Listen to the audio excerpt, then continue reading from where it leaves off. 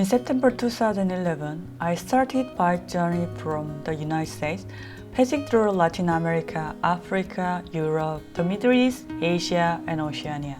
Finally, in 2023, I reached my last stop, South Korea. After celebrating New Year's at guest house in Geojeto, I hit the road again on January 1st. Geojeto has many mountains, so getting in was tough, and leaving meant climbing yet another steep hill.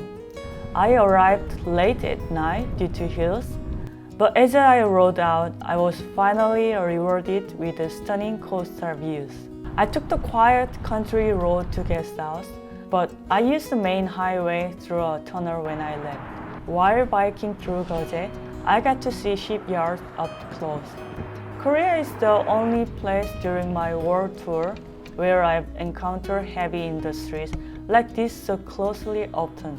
On the way to Jinju, I entered during rush hour. The roads were busy and dangerous without any shoulders. Upon entering the town, I felt more at ease.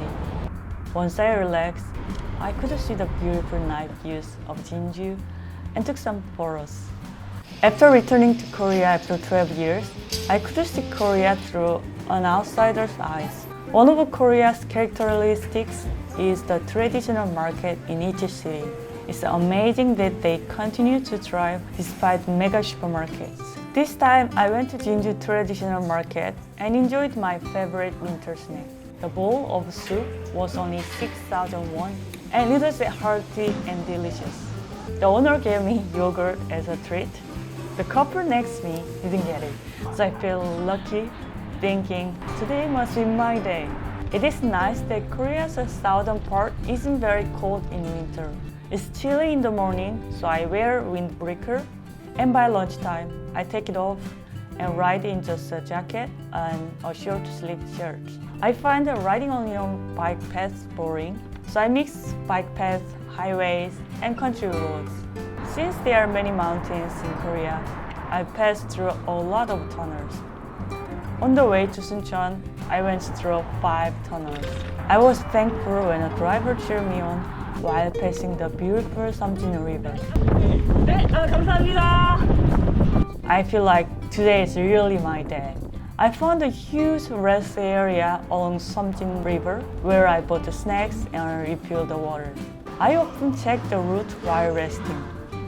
I saw Gwangyang Steelworks postcode, so I took a long route to see it. The fun of exploring foreign country and Korea is different.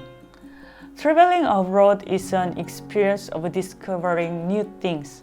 While in Korea, I enjoyed studying my country's roots. Sometimes there are sad history or complicated political situations, but it's fascinating to learn about them. One thing that surprised me after 12 years away is drivers' manners. In the past, car wouldn't stop at uncontrolled crosswalks. Now, if I step in, they almost always stop. Here's a tip. If I don't step in first, car may not stop.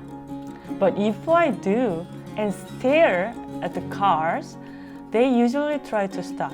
I believe that someday they will stop automatically in the future. This is the one reason I like Korea. It's always progressing over time. But what's going on here around postcode?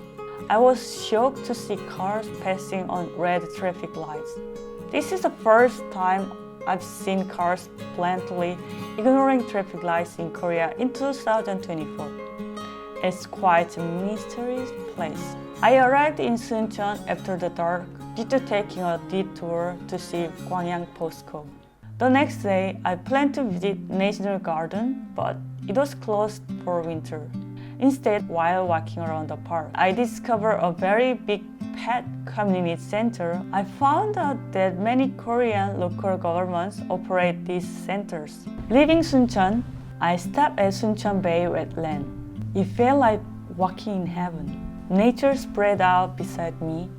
The water sparkled below, and birds flew in the sky. It truly felt heavenly. Korea has many beautiful nature places, but I think Suncheon Bay wetland will be the most memorable for its peace. Now I'm heading from Suncheon to Yusu.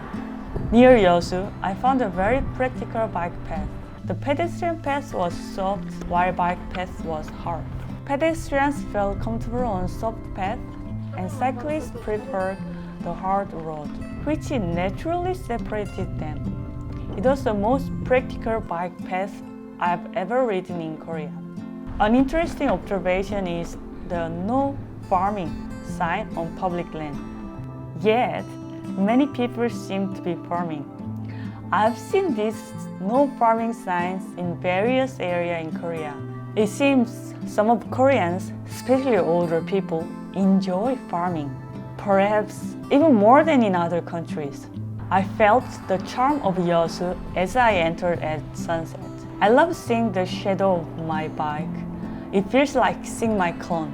My bike's shadows cover a large part of the road. In Chuncheon, I listened to the song of a train to Chuncheon, and in Yusu, I listened to Yusu Night Sea. And it gave special feeling of traveling. A fun part of traveling in Korea is enjoying songs, which is made for that city.